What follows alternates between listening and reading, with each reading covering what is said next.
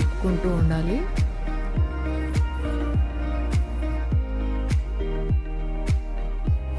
వేసుకున్న పన్నీర్ ముక్కలు కొంచెం ఇంకా సాఫ్ట్ అవుతున్నాయి, బాయిల్ అయిపోయాయి అనుకున్న టైంలో ఇంకా లాస్ట్లో final moment garnishing with chopped coriander. So that gives you this completeness of the recipe. So here comes this dhaba style paneer curry with less spice, ఎక్కువ మసాలాస్ లేకుండా ఆ మంచి ఫ్లేవర్ వచ్చే వరకు. సో దీన్ని మీరు ఎలా అయినా తినొచ్చు, అన్నంతో తినొచ్చు, చపాతీతో తినొచ్చు, ఇంకెలా అయినా తినొచ్చు. కానీ the best combination would be jeera rice and paneer curry. Yum ఉంటుంది, ట్రై చేసేయండి.